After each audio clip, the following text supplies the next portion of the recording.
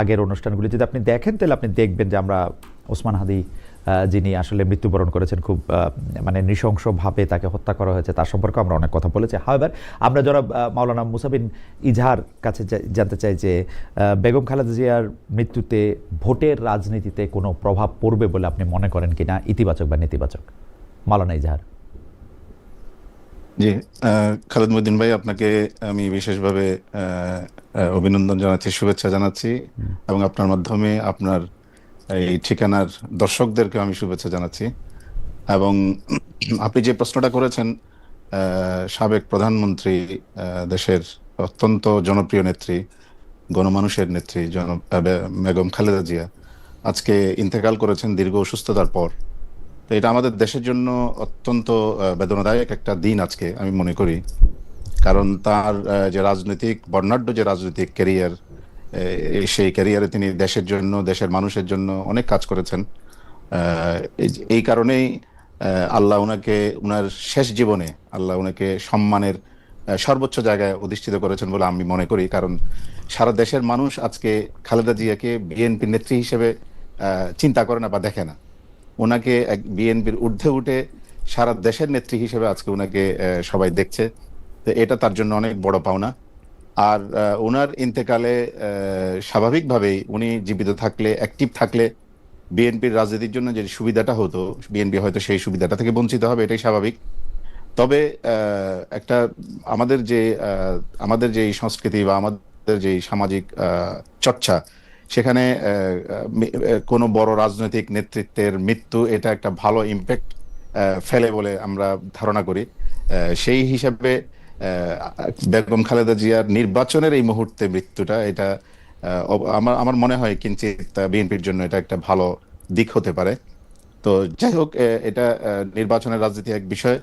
আর overall Begum Khaleda জিয়ার যে অতীতের যে ত্যাগ এবং দেশের জন্য উনার যে পরিশ্রম, এবং বিগত ফ্যাসিস্ট সরকারের মাধ্যমে উনি যেভাবে নির্মমভাবে নির্যাতিত হয়েছিলেন, নির্যাতিত হয়েছিলেন অন্যায়ভাবে, সেই সব বিষয়গুলো সামনে রেখে আজকে দেশের মানুষের কাছে উনি অত্যন্ত শ্রদ্ধার পাত্র হিসেবে উনি প্রতিষ্ঠিত হয়েছেন। আমরা উনার ইন্তেকালে দেশের সাধারণ মানুষদের মতো আমরা অত্যন্ত গভীরভাবে ব্যথিত, শোকাহত। আমি আজকের এই অনুষ্ঠানের মাধ্যমে উনার পরিবার, বিশেষ করে বিএনপি নেতা জনাব তারেক রহমান সহ সবাই, আমি তাদের প্রতি সমবেদনা জ্ঞাপন করছি। আমি আপনাকে ধন্যবাদ জানাই। কিন্তু আপনি ভোটের রাজনীতিতে এটার প্রভাব কি দেখেন? মানে আমাদের তো আসলে মানে এটা হয়তো তিনি কালকেই মৃত্যুবরণ করেছেন, আজকে আমরা এটা নিয়ে আলোচনা করছি, এটা অনেক ক্ষেত্রে এই আলোচনাটা একটু নিষ্ঠুর মনে করে, কিন্তু লাইফ গোজ অন। আমাদের আসলে এই ভোট নির্বাচন সবই করতে হবে, মানে আমরা তো আর আটকে থাকতে পারবো না। তো সেই জন্য আমি প্রশ্নটা করতেছি যে আমাদের ভোটের জন্য আমাদের এখন আজকে যদি আমরা ডিসেম্বরের একদিন ধরি, তাহলে পুরো জানুয়ারি মাস 32 দিন, 12, 41, 42 দিন বাকি আছে আসলে নির্বাচনের। তো এটা ভোটের রাজনীতিতে কোনো প্রভাব পড়বে বলে আপনি মনে করছেন কিনা, সেই জন্য আপনাকে প্রশ্নটা করা, ইতিবাচক বা নেতিবাচক? জি, এখানে আসলে মৃত্যুর ধরনটাও একটা প্রভাব ফেলার জন্য একটা বিশেষ কারণ হয়ে থাকে। বেগম জিয়ার যেভাবে মৃত্যু হয়েছে দীর্ঘ অসুস্থতার পর, অনেক আলোচনার পর যেভাবে মৃত্যু হয়েছে, এই মৃত্যুর পরে আমার মনে হয় না যে নির্বাচনী ফলাফলের ক্ষেত্রে ভোটের রাজনীতিতে ব্যাপক প্রভাব পড়বে, এটা আমি মনে করি না। তবে বেগম জিয়ার ইন্তেকাল, বিদায়, এটা স্বাভাবিকভাবে মানুষের অন্তরে দাগ কাটবে, এটাতে সামান্য কিছু প্রভাব পড়তে পারে। তবে এখানে যদি মৃত্যুটা অন্যভাবে হতো, তাইলে হয়তো একটা বড় ধরনের ইম্প্যাক্ট হয়তো পড়তো আর কি। ওকে, আমি সেটাই মনে করি। আপনাকে ধন্যবাদ। আমি জনাব ববি হাজ্জাজের কাছে নতুন প্রশ্ন নিয়ে যাচ্ছি। তার আগে আমাদের একজন দুই তিনজন দর্শকের মতামত একটু পড়তে চাই। একজন উনি শাকিল আল জাবির, উনি বলছেন, খালেদ আপনাকে তো স্যাড লাগতেছে না, আপনি কি আওয়ামী লীগ নাকি?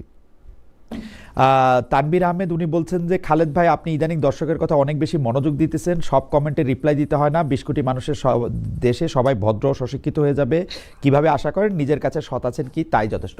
কিন্তু আমি মনে করি যারা আমাকে সমালোচনা করছেন বা যারা আমাকে সমালোচনা করেন, তাদের সাথে আমার এঙ্গেজ হওয়া উচিত। দ্যাটস ওয়াই আমি এগুলি একটু এন্টারটেন করি। আপনারা বিরক্ত হলে আপনারা নিজ গুণে ক্ষমা করবেন। যাই হোক, আমি জনাব ববি হাজ্জাজ আপনার কাছে আসতে চাই হচ্ছে যে এটাও একটু প্রশ্ন এরকম, যেটা আমি আসলে মাওলানা ইজাহারের কাছ থেকেও জানতে চাই, কারণ মাওলানা ইজাহারও আসলে বাংলাদেশের রাজনীতিতে নেজামে ইসলামী পার্টির সাথে বিএনপির এক ধরনের একসাথে পথ চলা বা দূর থেকে দেখা সব কিছু মিলিয়ে এইটার একটা কারণ আছে। যে আমি জনাব হাজ্জাজ আপনার কাছে জানতে চাইবো যে খালেদা জিয়ার অনুপস্থিতিতে বিএনপির নেতৃত্বের রাজনৈতিক দর্শনে কোনো পরিবর্তন আসবে কিনা। মানে একটা হয় না যে আমরা এরা আলাদা করি, যে ব্লেয়ার এরার পরে এখন যিনি আছেন কেয়ার স্টারমার এরা, এনারা তো আলাদা হন, বা এমনকি ব্লেয়ারের ঘনিষ্ঠ বন্ধু গর্ডন ব্রাউনও টনি ব্লেয়ার থেকে একটু আলাদা ছিলেন।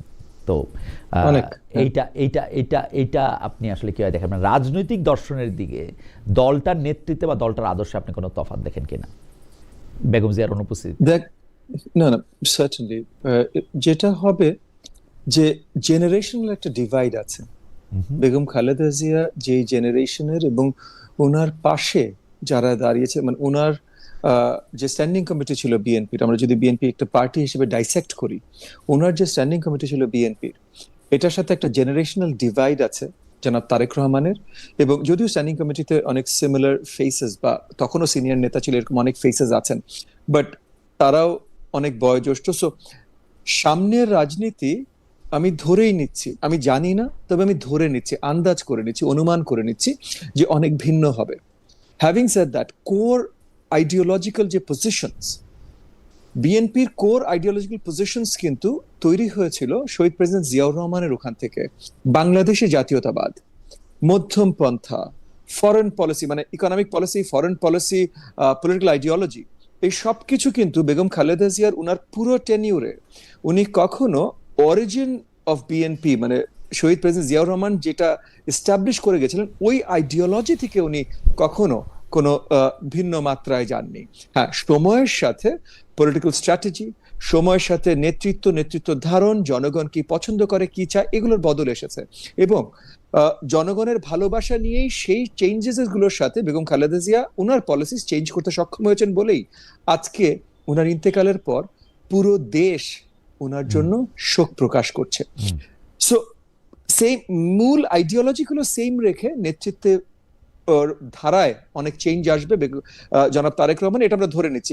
এগেন, সো ফার কি হয়েছে, বাট আগামীতে কিন্তু সেই চেঞ্জ গুলো যে পজিটিভ আসবে এইটাও আমরা অনুমান করছি, বা আমরা আশাবাদী। বিকজ গত বেশ কয়েক বছর ধরে কিন্তু, যদিও উনি দেশের বাইরে ছিলেন, কিন্তু সেখান থেকে উনি যে নেতৃত্বটা দিয়েছেন, আমরা দেখেছি যে আইডিওলজিক্যালি এগেন ওই এক বাংলাদেশি জাতীয়তাবাদী ধারাবাহিকতায় উনি নেতৃত্বটা দিয়েছেন, এবং উনি অ্যাডাপ্ট করতে চেষ্টা করেছেন নতুন চেঞ্জিং সার্কামস্ট্যান্সেস এর সাথে। আজকের জেনজি কিভাবে তারা উৎসাহিত হয়, কোন জিনিসগুলো তারা চায়, নতুন ভোটাররা কিভাবে চিন্তা করে, বাংলাদেশের আজকের প্রেক্ষাপটে কি কি প্রয়োজন, পলিসিগত কি প্রয়োজন, এগুলো নিয়ে জনাব তারেক রহমান আজকের দিনের হিসাবে সোচ্চার। তো সেই হিসেবে আমি মনে করি যে নেতৃত্বের অনেক পলিসি বা অনেক কিছুতে বদল আসবে, এবং মূল আইডিওলজি সেম থাকবে, এবং যে বদলগুলো এগুলো হয়তো পজিটিভ অ্যাডাপ্টেশনের বদল আসবে, এটা আমি মনে করি। পজিটিভ অ্যাডাপ্টেশনের বদল আপনি দেখতে পাচ্ছেন। মাওলানা ইজাহার, আপনি কি একটু এই বিষয়ে মন্তব্য করবেন? মানে আমরা এই প্রসঙ্গে একটু জানতে চাইবো যে মানে বেগম জিয়ার নেতৃত্বে বিএনপি রাজনৈতিক দর্শন বা আদর্শের সাথে কি বেগম জিয়ার অনুপস্থিতিতে যে বিএনপির নেতৃত্ব, অর্থাৎ তারেক রহমান সাহেবের নেতৃত্বে কি আপনি আদর্শ বা দর্শনগত পরিবর্তন দেখেন কিনা? আমার ভাই ববি হাজার সাহেব যেটা বলেছেন, আমি অনেকটা সেটার সাথে একমত। তবে বেগম খালেদা জিয়ার যে রাজনৈতিক যে তার সত্তা, যে রাজনৈতিক ব্যক্তিত্ব, সেখানে কিছু কিছু জিনিস অত্যন্ত গুরুত্বপূর্ণ ছিল। যেমন তার আপসহীন চরিত্র, এবং দেশপ্রেমের ব্যাপারে বিদেশি শক্তির আধিপত্যবাদের বিরুদ্ধে ওনার যে শক্ত অবস্থান। আমি মনে করি, আমার যেটা ধারণা, যে উনার এই কঠিন চরিত্র বা আপসহীনতাটাকে উনার যে পরবর্তী প্রজন্ম তারা সেভাবে ধরে রাখতে পারবে বলে আমাদের তেমন একটা মনে হয় না। কারণ ইতিমধ্যে আমরা যা দেখেছি বা দেশের মানুষ যা দেখেছে, হয়তো এরকম একটা ধারণা মানুষের ভিতরে তৈরি হয়েছে যে বেগম জিয়ার যে আপসহীন চরিত্র, উনি দেশকে ছেড়ে কোথাও যাননি, সবকিছুকে উনি সহ্য করেছেন, কিন্তু উনি দেশের বাইরে কোথাও যান নাই। তো এই যে উনার যে আপসহীন চরিত্র এবং বিদেশি শক্তির ব্যাপারে উনার যে কঠোর অবস্থান, আমরা ইতিপূর্বে উনার যে বিগত দিনে যে বিরোধী দলের নেত্রী হিসেবে যে আন্দোলনগুলি আমরা দেখেছি, বিশেষ করে বিভিন্ন সময়ে 91 96 পর্যন্ত যে 96 থেকে 2000 পর্যন্ত যে আওয়ামী লীগের যে টেনিওর ছিল, সেই সময় ওনার যে অবস্থান ছিল, এবং পরবর্তীতে 2005-এর পরে এই সময়গুলিতে ওনার যে চরিত্র আমরা দেখেছি, সেই চরিত্রের মধ্যে দেশপ্রেমের এবং বিদেশি শক্তির কাছে মাথা নত না করা এইসব বিষয়গুলোতে আমাদের মনে হয় যে হয়তো বিএনপির আগামী দিনের নেতৃত্ব হয়তো সেই বিষয় ধরে রাখতে পারবে না। বাকি কি হবে না হবে সেটা তো ভবিষ্যৎ বলবে, আমরা হয়তো একটু ধারণা করতে পারি, এই আর কি। আপনাকে ধন্যবাদ। কিন্তু এইবারের প্রশ্নটি আসলে আপনাকে দিয়েই শুরু করতে চাই, মাওলানা মুসাবিন এজাহার। আমাদের একজন দর্শক একটা প্রশ্ন করেছেন, এটা আমি একটু জবাব দিয়ে রাখি যে আপনি অন গ্রাউন্ড নির্বাচনের সময় বাংলাদেশে থাকবেন কিনা। জি ভাই, থাকবো।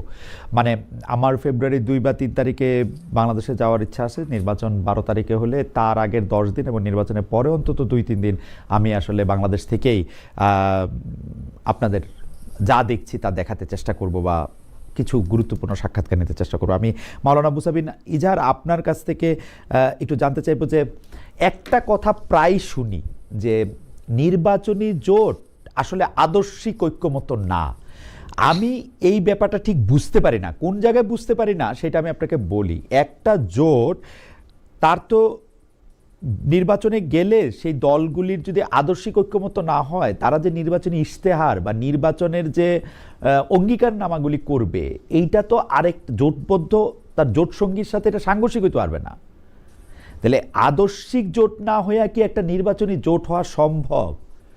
অর্থাৎ ধরেন আপনারা জামাতে ইসলামের জোটে আছেন, আপনাদের আদর্শের সাথে যদি জামাতে ইসলামীর পার্থক্য থাকে, তাইলে কি আসলে নির্বাচনী জোট করা সম্ভব? যেটা আপনার কথা আংশিক ঠিক আছে। হ্যাঁ, মৌলিক যে আদর্শ, সেই আদর্শিক মানে নৈকট্যের কারণেই একটা জোট তৈরি হয়। ওকে। কিন্তু আদর্শ যে নির্বাচনী সমঝোতার যে জোট, সেই জোটটা পুরোপুরি আদর্শিক জোট হয় না। এই কারণে যে প্রত্যেক দলের আলাদা আলাদা মাওলানা ideology ইজাহার, আছে, আমি প্রত্যেক আপনাকে দলের আলাদা মাওলানা আলাদা ইজাহার, আদর্শ। আমি একটু আপনাকে জি। থামাই। মৌলিক আদর্শ আসলে কোনটা? মানে কোনটা মৌলিক আদর্শ, কোনটা যৌগিক আদর্শ, বা কোনটা মৌলিকের বিপরীত শব্দ কি? ববি আমাকে একটু সাহায্য করেন পরে।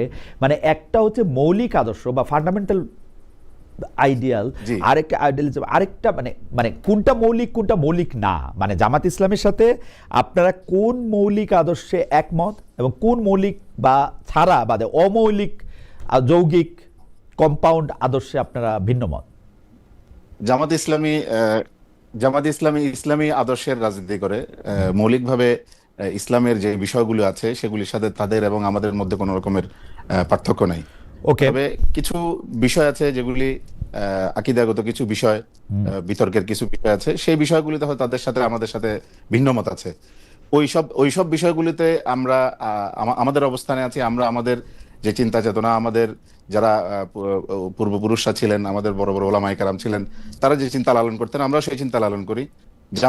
জামাতের সাথে সেই দিক থেকে আমাদের সাথে দূরত্ব আছে।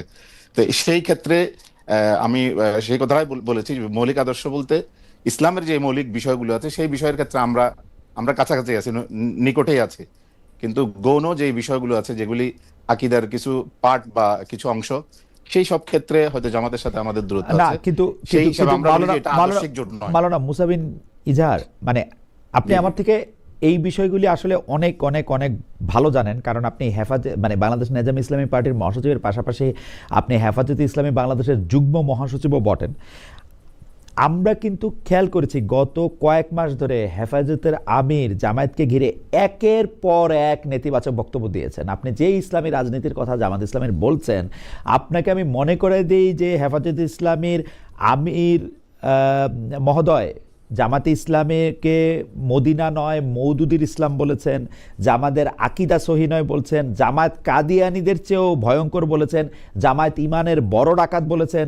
এসব বলে তিনি জামায়াতকে ভোট দিতে নিষেধ করেছেন।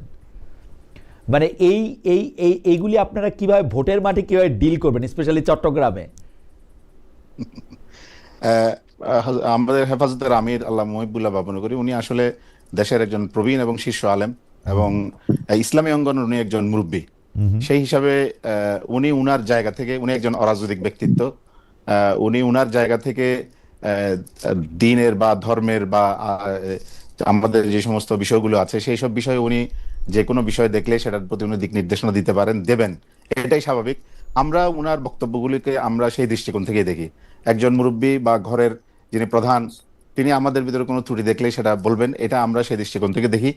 বাকি যে বিষয়গুলো আমাদের আগে থেকেই আমাদের যারা পূর্বপুরুষরা আছেন, বড় বড় ওলামায়ে কেরাম আছেন, এই সব বিষয়গুলোতে জামাতের সাথে আমাদের যেসব বিষয়ে মৌলিক বিষয় না, আমাদের কিছু আকীদাগত যেসব বিষয়ে আমাদের মত পার্থক্য আছে, এগুলো এখনো আছে। সেই ক্ষেত্রে এটাকে ওই সব ক্ষেত্রে এটাকে আদর্শিক জোট জোট বলা যাবে না। আমরা ওই বিষয়টাকেই আমরা এখানে ডিফাইন করছি যে এটা আদর্শিক জোট নয় বলে আমরা ওই বিষয়টা আমরা বুঝাতে চাচ্ছি যে যেসব বিষয়গুলোতে তাদেরকে, যেমন আপনি বললেন যে হেফাজদার আমির বললেন যে আমাদেরটা মদিনার ইসলাম, মদুদির ইসলাম নয়, সেই সেই সব বিষয়ে যে মাওলানা মদুদি সাহেবের কিছু কিছু ব্যক্তিগত বক্তব্য আছে যেগুলির ব্যাপারে আমাদের যারা মুরব্বীরা ছিলেন, আমাদের যারা বড় বড় ওলামায়ে কেরাম ছিলেন, তারা এগুলির ব্যাপারে ভিন্ন মত পোষণ করেছেন। আমরা সেই সব বিষয়গুলিকে আমরা এখানে ডিফাইন করছি যে আমরা রাজনৈতিকভাবে সমঝোতার ময়দানে থাকলেও, নির্বাচনের ক্ষেত্রে আমরা সমঝোতা করলেও, আমাদের যে বিষয়গুলো আছে এই বিষয়গুলোর ব্যাপারে আমাদের যে আগের যে অবস্থান, আমরা সেই অবস্থানে এখনো আছি। সুতরাং এটাকে আদর্শিক জোট বলা যাবে না, এটা একটা নির্বাচনী সমঝোতা। আমি আপনার কাছে আসবো, কিন্তু ধরেন রাজনৈতিক ইসলাম আর অরাজনৈতিক ইসলাম তো আর আলাদা হইতে পারে না। আকীদায় যদি সমস্যা থাকে তাহলে রাজনৈতিক ভাবেও থাকবে, অরাজনৈতিক ভাবেও থাকবে। এখানে রাজনৈতিক ইসলাম আর অরাজনৈতিক ইসলামের বিষয় না, না। মানে এখানে মাওলানা আল্লামা মুহিবুল্লাহ বাবুনগরীর যেহেতু অরাজনৈতিক বক্তব্য, উনার interpretation of an Islamic party আর আপনার ইন্টারপ্রিটেশন অফ ইসলামিক পার্টি আলাদা হয়ে গেছে, কারণ উনি অরাজনৈতিক, আপনি রাজনৈতিক। না না না এটা কি ভালো হইলো কাজটা?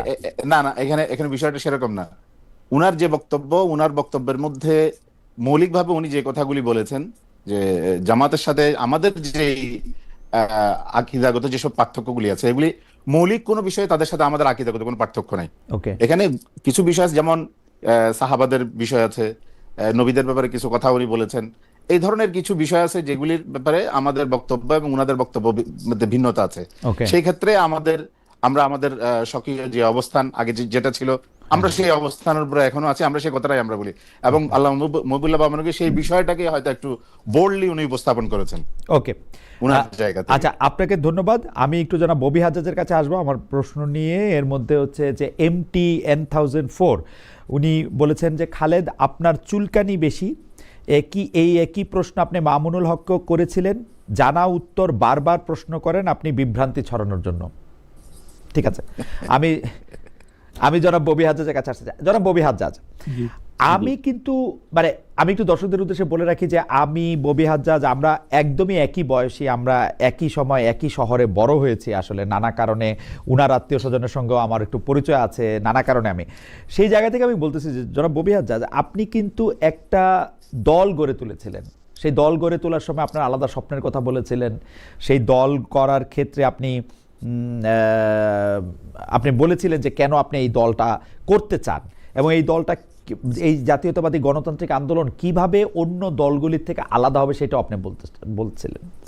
কিন্তু আপনি সেই দলটি থেকে পদত্যাগ করে বিএনপিতে জয়েন করলেন, শুধু বিএনপির নমিনেশন পাওয়ার জন্য দলটারে আপনি বিলুপ্ত করলেন। মানে এইটা কি আপনার এক ধরনের রাজনৈতিক, মানে আমি এটাকে কি বলবো, মানে এজ এ ফ্রেন্ড এটা আমি আপনাকে বলতে পারি, এইটা কি আপনার এক ধরনের রাজনৈতিক আত্মহত্যা হইল কিনা, বা আপনি নিজেকে রাজনৈতিকভাবে ব্যাংকরাপ্ট ঘোষণা করলেন কিনা? আচ্ছা, প্রথমত আমি একটু পরিষ্কার করি, আমার বন্ধু প্রতিম এবং ভাই খালেদ মহিউদ্দিন একটু আপনার ইনফরমেশন একটু ভুল আছে। প্রথমত দল বিলুপ্ত হয়নি, দলের জায়গায় আছে কৌশলগত কারণে, এবং এটা বারংবার মানে সকল ইন্টারভিউতে সব জায়গায় আমি পরিষ্কার করেছি। কৌশলগত কারণে নির্বাচনের জন্য আমরা ধানের শীষ মার্কায় যেন নির্বাচন করতে পারি, তার জন্য আমি সাময়িক দল থেকে পদত্যাগ করে আপনার মানে লিগ্যাল যে হ্যাসেল গুলো আছে, লিগ্যাল যে টেকনিক্যালিটি গুলো আছে ধানের শীষ পাবার, সেই টেকনিক্যালিটি গুলো ফলো করে ধানের শীষ মার্কা নিয়ে নির্বাচন করতে যাচ্ছি। এবং এটা এগেন আমি বারংবার পরিষ্কার করেছি। আমার দলের অংশীদার অনেকে আছেন, আমাদের দলের যে আদর্শ, সেই আদর্শ থেকে আমরা কোনোভাবেই সরে আসিনি। তবে আমরা যখনই জোটের অংশীদার হই, মানে বাংলাদেশ জাতীয়তাবাদী দলের নেতৃত্বে জোটের অংশীদার হই, তখন আমরা ইডিওলজিক্যাল স্ট্যান্স দেখেই অংশীদার হই যে বৃহত্তর আইডিওলজিজ যেগুলোতে আমরা বিশ্বাস করি, সেন্ট্রিস্ট বা আমি একটু মাঝখানে একটু প্রশ্ন করে রাখি জনাব হাজ্জাজ, মানে একটু একটু করে যাই, যে আপনি কি মনে করেন যে ধানের শীষ মার্কাটা যদি আপনি না নিতেন, আপনার দলের মার্কায় যদি আপনি নির্বাচন করতেন, তাহলে আপনি নির্বাচনে জয়লাভ করার সম্ভাবনা আপনার কমে যেত, এই জন্যই আপনি ধানের শীষ মার্কাটা নিলেন, দলে যোগ দিয়েও হইলেও নিলেন? জি জি জি, দেখেন আমি আপনাকে একটা সত্যি কথা বলি, হ্যাঁ, অনেক কিছু অনেকভাবে রিপ্রেজেন্ট করা যেতে পারে এবং এগেন আপনিও করতে পারেন, কোনো অসুবিধা নেই। আমরা যখন নির্বাচনে যাব, এটা আমি যেটা বিশ্বাস করি, আমার বিশ্বাস অনেকের কাছে ভুল মনে হতে পারে, কিন্তু আমার দলের নীতি নির্ধারণের জায়গায় যারা আছেন তারা আমার সাথে একমত হয়ে আমাকে এটা পারমিট করেছেন বলে আমি আজকে এটা করতে পেরেছি। আমি যেটা বিশ্বাস করি, না না, তাদের ভেতরে আমি ছিলাম, তাদের সকলে মিলে সম্মিলিতভাবে এই ডিসিশনটা হয় যে জোটের পক্ষ থেকে যে সিট দেওয়া হবে সেই সিটে আমাদের ধানের শীষ নিয়ে যাওয়াটাই সবচেয়ে শ্রেয়। সো ওই ডিসিশনের মাধ্যমেই কিন্তু আমি দলের থেকে পদত্যাগ করে বিএনপি জয়েন করেছি সাময়িকভাবে এই নির্বাচনের জন্য, এবং এটা স্ট্র্যাটেজিক। আবার পরিষ্কার করি যে নির্বাচন আমরা স্পেশালি দেখেন, নির্বাচন হওয়া উচিত জনসেবার কম্পিটিশন, কিন্তু তৃতীয় বিশ্বে এটা হয়ে ওঠে ক্ষমতার কম্পিটিশন, এবং বেয়ার একদম ক্ষমতার, মানে লোয়েস্ট কমন ডিনোমিনেটর ক্ষমতার কম্পিটিশন। এই ক্ষমতার কম্পিটিশনের আরেকটা নাম হলো যুদ্ধ। All's fair in love and war. আপনি যদি যুদ্ধে চলে গেছেন, তখন ওই যুদ্ধে বিজয় লাভ করেন, আপনি সঠিক বিশ্বাস নিয়ে যুদ্ধে যেতে হবে, এবং যুদ্ধে যে আপনি অন্যায় কিছু করবেন যেটাও ঠিক না, বাট ন্যায়ের মধ্যে থেকে যা কিছু করা সম্ভব যুদ্ধে জিতবার এটা আপনার দায়িত্ব। মানে আমি কোন জায়গা থেকে বলছি জনাব হাজ্জাজ, আমি কোন জায়গা থেকে বলছি আমি বলি, আপনার কাছে যেটা ন্যায় মনে হইতেছে, আমার কাছে এটা ভয়ঙ্করতম অন্যায় মনে হইতেছে। কেন আমার কাছে অন্যায় মনে হইতেছে? কারণ এই যে মার্কা কেমন এই আদর্শের ক্ষেত্র, আমি খুব মানে বিএনপির আদর্শের সঙ্গে আপনার আদর্শ, বা যে আদর্শের কথা আপনি আপনার ছাত্রদের বলেছেন, ছাত্রছাত্রীদের বলেন, যে আদর্শের কথা বলে আপনি আরেকটা দল করলেন, সেই আদর্শের সঙ্গে বিএনপির মিল, আপনি একটা শব্দ যেটা আমি যুদ্ধে নামছি সেজন্য আমাকে এটা করতে হবে, আমি ন্যায়ের পক্ষে আছি, এটা একটু বেশি হইল কিনা জনাব হাজ্জাজ? না, আচ্ছা খালেদ, কয়েকটা জিনিস আপনাকে আমি পরিষ্কার করি। প্রথমত, আমি ছাত্রছাত্রীদের যখন পড়াই, আমার পলিটিক্যাল আইডিওলজি নিয়ে আমি তাদের সাথে কথা বলি না। আমি রাষ্ট্রবিজ্ঞানও যখন পড়াই, তখন রাষ্ট্রবিজ্ঞানে আইডিওলজি মানে কি, কোন আইডিওলজিটার মানে কি, এগুলো বলি আমার দলের জন্য, যেন মানে কেউ আমার ক্লাসরুমে এসে প্রভাবিত না হয় আমার সাথে রাজনীতি করবার, সেটার আমার সবসময় একটা প্রচেষ্টা থাকে। কারণ ক্লাসরুম একটা আনবায়াসড একটা ইনস্টিটিউশনাল একটা জায়গা, সেখানে যখন আমি ঢুকি তখন আমি শিক্ষক হিসেবে ঢুকি, তখন আমি রাজনৈতিক কর্মী হিসেবে ঢুকি না। আমার দলের আইডিওলজি নিয়ে আমি কখনো ক্লাসরুমে কথা বলি না, এটা আগে পরিষ্কার করে নিলাম। কারণ আপনার শ্রোতাদের ভিতরে অনেক ভুলভ্রান্তি থাকতে পারে যে আমি ক্লাসরুমে হাজার হাজার ছাত্রছাত্রীদের সাথে বসি, তাদেরকে আমি কনভার্ট করতে চেষ্টা করি। কারণ অনেকে আছেন ভাই বাংলাদেশে যারা ক্লাসরুমে ঢুকে বা লেকচার দিয়ে কনভার্ট করতে চেষ্টা করে, আমি অ্যাক্টিভলি চেষ্টা করি সেটা যেন না হয়। তো এটা পরিষ্কার করে নিলাম আগে। এবার আসেন যে জিনিস আমি বলছিলাম যে বড় দাগে আইডিওলজি, কারণ ছোট ছোট দাগে সব আইডিওলজি যদি সেম হতো তাহলে আমার আলাদা রাজনৈতিক দল সৃষ্টি করার কোনো প্রয়োজন পড়তো না। কিন্তু বড় দাগে, মানে আমি বলছি বেসিক ইকোনমিক পলিসি যে আমরা সেন্ট্রিস্ট, আইডিওলজিক্যাল মানে পলিটিক্যাল আইডিওলজি যে আমরা সেন্ট্রিস্ট, এগুলোতে বিএনপির সাথে আমাদের অনেক মিল আছে, বাংলাদেশি জাতীয়তাবাদ অনেক মিল আছে, হুবহু সেম না ভাই, অনেক মিল আছে। আচ্ছা, তো অনেক মিল আছে বলে আমরা জোটে গেছি। এইটা হলো সব আইডিওলজিক্যাল ডিসিশন, যে দেশের জন্য কি ভালো, জোটের জন্য কি ভালো, কাদের সাথে আমরা আইডিওলজিক্যালি যেতে পারি, কাদের সাথে কাজ করে আমরা মনে করি দেশের ভালো নিয়ে আসতে পারবো, এগুলো সব পলিটিক্যাল আইডিওলজিক্যাল ডিসিশন। এই সব ডিসিশন হয়ে গেছে। এরপরে সেই নির্বাচনেও আমরা চেয়েছিলাম আমরা ওই যে জোটের মার্কা নিয়ে নির্বাচন করব। হঠাৎ করে নিশিরাতে সরকার, এবং আমরা মনে করি সরকার প্রভাবিত হয়ে, কার দ্বারা প্রভাবিত এটা নিয়ে আর লম্বা আলোচনা করলাম না, সরকার প্রভাবিত হয়ে নিশিরাতে হঠাৎ করে আরপিও চেঞ্জ করে দিলেন, আমাদেরকে সময়ও দিলেন। আমরা যখন প্ল্যানই করেছিলাম যে আমরা জোটের মার্কা নিয়ে জোটের রাজনীতিতে যাব, তখন হঠাৎ করে লাস্ট মোমেন্টে যখন এই কাজটা করলেন, আমরা দুটো জিনিস পরিষ্কারভাবে খেয়াল করলাম। একটা হলো যে আমাদের মার্কার পরিচিতি সঠিকভাবে হয় নাই। যেহেতু সঠিকভাবে হয় নাই, তাহলে যেই মার্কার সবচেয়ে বেশি পরিচিতি আছে, যুদ্ধে জয় লাভ করবার জন্য ইনশিওর করতে হবে তাহলে আমরা সেই মার্কায় যেন যেতে পারি। আরেকটা জিনিস হলো দ্বিতীয় কক্ষ, উচ্চ কক্ষ তৈরি হচ্ছে, রেফারেন্ডাম হচ্ছে, তারপর উচ্চ কক্ষ, যদি হ্যাঁ ভোট জয়যুক্ত হয় উচ্চ কক্ষ হবে। উচ্চ কক্ষে কোন মার্কায় কত ভোট আছে সেটার ভিত্তিতে আনুপাতিক হারে সিট ডিভিশন হবে। তো সেইখানে আপনি যদি একটা জোটে 10টা মার্কায় 10টা ভেঙে যায়, তাহলে আবার ওইখানে ভোটের কমতি, ওইখানে না না সবই তো চলে আসবে। না সেই সবই ঠিক আছে, না, না, আমাকে যুক্তিদের শেষ ঠিক করতে আছে, দেন ভাই। যুক্তিদের আচ্ছা শেষ করেন শেষ করেন হ্যাঁ ওকে, মানে আমার পয়েন্টটা শেষ হলো, তারপর আপনি বলেন যে জি। আমি ভুল কি, কারণ আমি ভুল হতেই পারি ভাই, কিন্তু আমি যেটা সঠিক মনে করি আমি সেটা করছি, সেটার ব্যাখ্যা দিতে চেষ্টা জি। করছি। এখন আসেন যুদ্ধ, যে যুদ্ধে গেলাম, যুদ্ধে আমি মনে করি যে আগামীর বাংলাদেশ, যেই বাংলাদেশ আমরা গড়তে চাই, সেখানে কোনো ধরনের এক্সট্রিমিস্ট ফোর্স যেন ক্ষমতার আশেপাশে না যেতে পারে, এটা আমাদের একটা দায়িত্ব। এটা আমি মনে করি ভাই, আপনি বলতেই পারেন না কোথায় এক্সট্রিমিস্ট ফোর্স, এটা ভুল চিন্তা করছেন, এগুলো সব হতে পারে। ওকে, এবং অপরদিকে মুসা বিন ইসহাক বসা আছেন, যিনি অ্যাকচুয়ালি আমার খুব কাছের মানুষ, ওনার বাবার সাথেও আমার খুব ভালো সম্পর্ক ছিল, এবং আমি আপনার শ্বশুর হওয়ার আগে ওনাকে বলছিলাম যে আমি খুব আশাবাদী ছিলাম যে আমরা একই জোটে একসাথে হয়তো থাকতে পারবো, মনে করেছিলাম। পারি নাই, সেটা ভিন্ন কথা ভাই, রাজনৈতিক বাস্তবতা। ওনারা ভালো কিছু দেখেছেন অন্য সাইডে, সেটা ভিন্ন ইস্যু। বাট যেই জায়গাটা আমি বলছিলাম, সো এখন আমি যেটা বিশ্বাস করি যে তাহলে সঠিক বাংলাদেশকে সঠিক পথে নিতে হলে আমি যে জোটে আছি, এই জোটটা জয়যুক্ত হওয়া অত্যন্ত গুরুত্বপূর্ণ। সেইখানে তাহলে আমার ইগো, আমার কনফিডেন্স, এটা irrelevant. What are the facts? Facts আর আমার মার্কা বা আমাদের জোটের অন্য যতগুলো মার্কা আছে, এই মার্কাগুলোর থেকে ধানের শীষ অনেক বেশি পরিচিত। ফ্যাক্টস আর একটা মার্কা যদি আমরা নির্বাচন করতে পারি, তাহলে আপার হাউসে আমরা বেশি হাউস পাবো। এই ফ্যাক্টের ভিত্তিতে আমি জাস্ট এখনই শেষ করে দিচ্ছি, এই ফ্যাক্ট গুলোর ভিত্তিতে আমার দলের নীতি নির্ধারণী পর্যায়ে যারা আছেন সবাই মিলে আমরা বারংবার মিটিং এ বসে অনেক আলোচনা করে এই জায়গায় আমরা উপনীত হই যে বিএনপি থেকেও যখন তাদের সাথে আমরা আলোচনা করি, যখন এটা এই ইস্যুটা আসে যে তাহলে এইভাবে করে আমরা এগেইন স্ট্র্যাটেজিক কৌশলগতভাবে নির্বাচনের জন্য এই কাজটা করতে পারি, তখন আমরা সম্মতি জানাই এবং সেই হিসাবে আমরা এই কাজটা করেছি। আপনাকে শুধু আমি একটা প্রশ্ন করে রাখি, এই প্রশ্নের উত্তর আমি জনাব মুসা বিন নিজারের সাথে কথা বলে এটার মধ্যে নিব। প্রথম কথা হচ্ছে যে আপনি যেটাকে এক্সট্রিমিস্ট ফোর্স বলতেছেন, বিএনপি এই সময় এক সময় সেই এক্সট্রিমিস্ট ফোর্সের সাথে অনেক লম্বা সময় ধরে একটা জোট করেছেন, তাদেরকে সরকারের অংশ করেছেন। বিএনপি যদি ওইটাকে ভুল মনে করেন, এই ভুলের জন্য বিএনপি কখনো ক্ষমা চেয়েছেন এরকম কোনো শুনি নাই। আজকেও যদি জামায়াতে ইসলামী তার সাথে একটা জোট করে, তাহলে জামায়াতে ইসলামী আর এক্সট্রিমিস্ট ফোর্স থাকবে না, আপনি বাইরে আসলে আপনি হয়ে যাবেন হচ্ছেন এক্সট্রিমিস্ট ফোর্স। তো সেগুলি তো আসলে মানে গোলপোস্ট পাল্টায়। আপনি গত 15 বছর ধরে যেসব কথা বলছেন, আমি আপনার কাছে পরে আসবো, আপনি গত 15 বছর ধরে যেসব কথা বলছেন, যেসব কথাগুলি আমি শুনছি, দর্শকরা শুনছে, আপনি যেসব কথা লিখছেন, ক্লাসরুমের কথা আপনি বাদ দেন, যেসব কথা আপনি লিখছেন, আপনার একটা সিট পার্লামেন্টের একটা সংখ্যা আপনার জন্য একটা এমপি হওয়া, আমি তো 300 এমপি, আওয়ামী লীগের 300 এমপির মধ্যে 350 লোককে চিনতাম না, মানে তারা আমার কোনো মানেই তৈরি করে নাই। আপনিও আরেকটা বিএনপির এমপি তৈরি হয়ে আরেকটা কি মানে আপনি তৈরি করবেন? বিএনপি বিএনপির মতোই থাকবে, আপনি আপনার মতো থাকবেন কিনা আমি জানি না। আমি আপনাকে এই প্রশ্নটা করবো যে আপনি খালি একটা সংখ্যা বাড়ানোর জন্য, আপার হাউসে আপনার পার্সেন্টেজ বাড়ানোর জন্য বিএনপির এইটা যে করলেন, এইটা আপনি আদর্শের সাথে আপনি ন্যায় কেমনে মনে করতেছেন, যুদ্ধ কেমনে মনে করতেছেন, আপনি আমার আরেকটু ব্যাখ্যা দিবেন। আমি একটু যারা মুসা বিন নিজারের কাছ থেকে একটু শুনে আসি আপনার গত 15 বছরের আপনার বক্তব্য, আপনার অবস্থানের প্রেক্ষিতে। আমি জনাব মুসা বিন ইজার আপনার কাছে একটু জানতে চাই, জনাব মুসা বিন ইজার, অন্য সব কিছু যদি আপনি বাদ দেন, আমি জোট সম্পর্কে আরেকটা প্রশ্ন আপনাকে করতে চাই।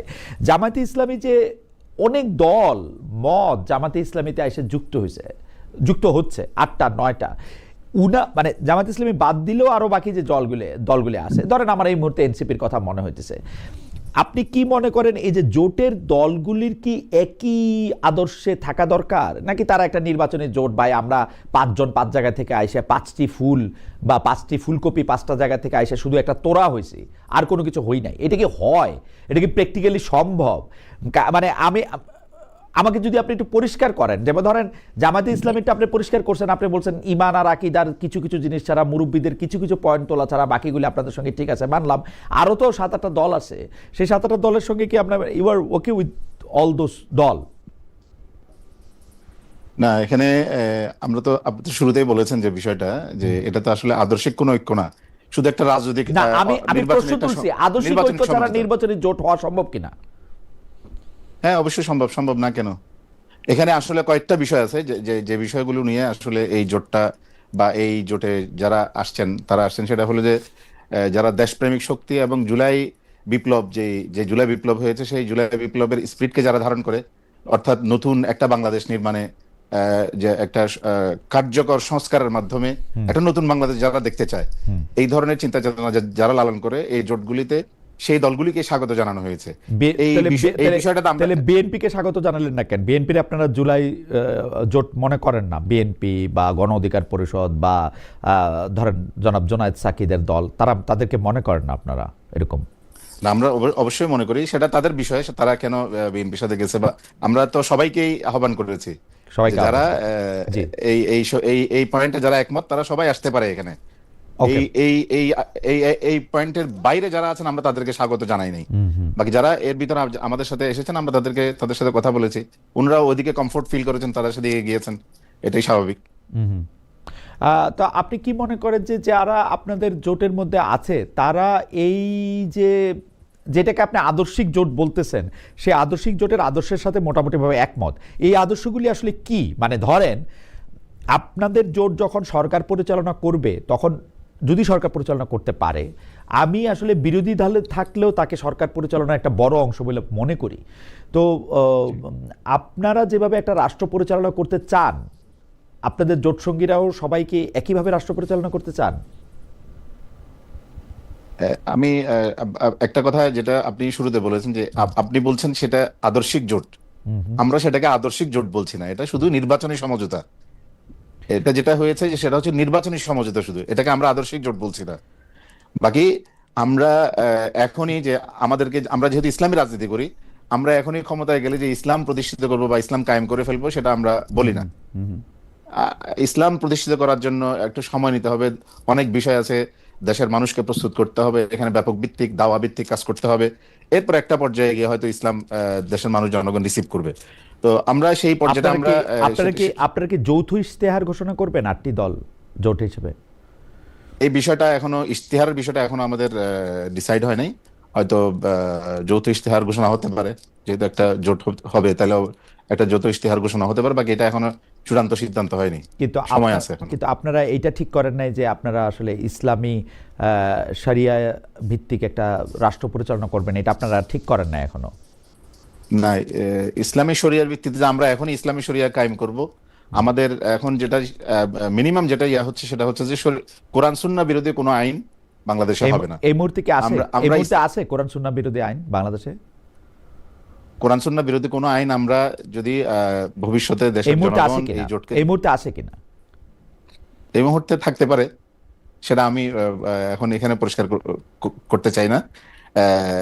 আমরা যদি ক্ষমতায় যাই তাহলে কোরআন সুন্নাহ বিরোধী আইন থাকলে, মাওলানা ইজাহার, কোরআন সুন্নাহ বিরোধী আইন থাকলে আপনি পরিষ্কার কেন করবেন না? মানে বাংলাদেশে 54 বছরে কোরআন সুন্নাহ বিরোধী আইন আছে কিনা আপনারা করবেন না, সেটা ঠিক আছে। কিন্তু আমি বিএনপিকেও দেখছি যে বিএনপি এই কথা বলছে যে কোরআন সুন্নাহ বিরোধী কোনো আইন হবে না। শেখ হাসিনা অন্তত 100 বার বলছে কোরআন সুন্নাহ বিরোধী, আপনাদের সাথে বসেই বলছে, মানে এই হেফাজতের ইসলামীর মুরব্বীদের সাথে বসেই বলছে কিভাবে কি করতে হবে সেটা তাও ঠিক করছে। আপনারা তাকে উপাধিও দিয়েছেন কওমি জননী, কিন্তু আমরা সেটা উপাধি দেনি, এটা ব্যক্তি বিশেষ দিয়েছে। সেই ব্যক্তি বিশেষ আপনাদের শীর্ষ মুরব্বীরা ছিল না? শীর্ষ মুরব্বীরা ছিল না? উনি এই হেফাজতের প্রতিনিধিত্ব করে না, বা বৃহৎ উলামায়ে কেরাম প্রতিনিধিত্ব করে, এটা উনি ওনার ব্যক্তিগত মতামত দিয়েছেন, এটাকে হেফাজত দমন করে না, বা দেশের আলেম উলামায়ে কেরাম এটা কবে থেকে করে না? শেখ হাসিনা চলে যাওয়ার পর থেকে? না ওই সময় থেকে? জি না, আগের থেকেই করে নাই, তখন থেকেই করে নাই। ওকে, আচ্ছা, আপনাকে ধন্যবাদ। আমি একটু জনাব ববি হাজ্জাজের কাছে ফিরে আসি। যে ববি হাজ্জাজ, আপনি আসলে বিএনপির সংখ্যা বাড়াতে চাইতেছেন, বিএনপির ভোট বাড়াতে চাইতেছেন, বিএনপির মার্কা এটা বাড়াতে চাইতেছেন, এটা কিরকম? আমি আপনাকে বিএনপির রাজনীতির সাথে একমত হইতে দেখি নাই, শুধুমাত্র এমপি হওয়াটা আপনার জন্য এত বেশি জরুরি কেন হলো, বা এমপি হয়ে আপনি আসলে কি বা করতে পারবেন? মানে না ওয়ান্ডারফুল, একদম ঠিক কথা বলেছেন। জানাব খালেদ মাহমুদ, জাস্ট একটা ছোট অ্যাডিশন করে নিই। আপনি আমার কথা বলার শেষ করবার পর অনেক লম্বা প্রশ্ন আমার জন্য করে চলে গেলেন। জি, আপনাকে আমি বন্ধুসুলভ ভাবে আপনি অনেক ভালো, তারপরও আপনি অনেক ভালো বলেন, তারপর প্রস্তুতির জন্য অনেক লম্বা একটা টাইম দিলাম। তারপর আমাকেই বলতে দেন, যে প্রস্তুতি আমার জন্য কথা বললে আমাকে বলতে দেন। জি, যাক, না, আপনাকে অসংখ্য ধন্যবাদ। Obviously I'm not going to teach you how to do a show, obviously. No, you can. I can learn from everyone. মানে বন্ধু ভাই হিসেবে আমি জাস্ট বলছি আমার প্রতি এতটুকু ফেভার একটু দেখান। জি, যে আমাকে প্রশ্ন করলে এটা প্রশ্নের উত্তর দিতে দেন। না, ফার্স্ট এন্ড ফরমোস্ট আমি জানি যে আমার রাজনৈতিক ইতিহাসের সাথে আপনি পরিচিত। সেই জায়গা থেকে আমি ছোট্ট একটু রিমাইন্ডার আপনার অডিয়েন্সের জন্য, আপনার জন্য না, আপনার অডিয়েন্সের জন্য দিতে চাই যে শেখ হাসিনার সরকারের প্রথম যে নির্বাচনটা, তারা লুটতরা যে নির্বাচন করে, সেই নির্বাচনের সময় এমপির থেকে এমপি প্লাস আমাকে দাওয়াত জানানো হয়েছিল, আমি নেই নাই। সো কোনো কাজ আমি আমার লোভ মেটানোর জন্য না, আমার ইগো বা আমার সুপার কনফিডেন্স দেখানোর জন্য না। আমি বিশ্বাস করি আমি দেশের কাজ করবার দায়িত্ব নিয়েছি। কেউ আমাকে দেয় নাই ভাই, ঠিক আছে, মানছি, তো কেউ দেয়নি, আমি নিজে আমি ঘাড়ে পেতে নিয়েছি। সেই জায়গা থেকে আমার যেখানে মনে হয় যে দেশের জন্য ভালো কিছু করা সম্ভব যেইভাবে, আমি সেইভাবে করতে চেষ্টা করেছি। এবং আপনি যেটা সত্যিকার পরিষ্কার করেছেন যে এর আগে অনেক সময় আমি যে বিএনপি সমালোচনা করি না ঠিক না, অনেক করেছি। তবে বিএনপি সরকারি ক্ষমতায় ছিল না ভাই গত 15-16 বছর, তো তাদের সমালোচনা করারও বেশি কিছু ছিল না। সমালোচনা সরকারের সবচেয়ে বেশি করেছি, কারণ সেখানে সমালোচনা করার ছিল, আমাদের গণতান্ত্রিক অধিকার লুণ্ঠিত হয়েছিল। আজকে যেটা এসেছি, আপনার যদি মনে হয় বা কারো যদি মনে হয় যে একটা এমপির জন্য একটা এমপি হবার জন্য আমি লোভের চোটে চলে এসেছি, এইটাও পরিষ্কার করি যে ইতিমধ্যে এই মুহূর্তে আমরা নির্বাচন কমিশনের ডেটা সর্টিং করছি যে ঢাকা 13 আসনে অনেক ভোটার অন্য অন্য জায়গা থেকে গত 16 মাসে অন্তর্ভুক্ত করা হয়েছে, এটাও সর্টিং করছি। এটা সর্টিং করা মানে কি, মানে ইন দ্য সেন্স যে ভাই সহজে কেউ জিতে যায় না কোনো নির্বাচন, এবং ধানের শীষ মার্কা নিয়েও আরো সহজে জিতে যাব, এটাও সত্যি না। আমরা যেটা মনে করেছি যে আগামী সরকার, এবং এগেন আমি মুসার কাছে ক্ষমা চেয়ে নিচ্ছি, মুসা আপনার কাছে ক্ষমা চেয়ে নিচ্ছি, খালেদ আপনার কাছে ক্ষমা চেয়ে নিচ্ছি, এবং বাকি সবার কাছে ক্ষমা চেয়ে নিচ্ছি যে আমি কাউকে এক্সট্রিমিস্ট বলছি, কিন্তু আমার কাছে যেটা মনে হচ্ছে আমি সেটা বলছি ভাই। হ্যাঁ, আমার কাছে মনে হয়, এবং এগেন বাংলাদেশ জামাত ইসলামের সাথে কিন্তু আমার অনেক সহানুভূতি ছিল যখন তারাও সরকার বিরোধী মানে স্বৈরাচার বিরোধী আন্দোলনের সাথে যখনই জড়িত ছিল। তাদের ভিতরে আমাদের অনেক বন্ধু বান্ধব আছেন, প্রতিম মানুষ আছেন, কিন্তু তাদের যে আইডিওলজি, এই আইডিওলজির সাথে আমি একমত না। একই সাথে তাদের সাথে অনেকগুলো দল আছে, অনেকগুলো দলের আইডিওলজির সাথে আমি একমত না।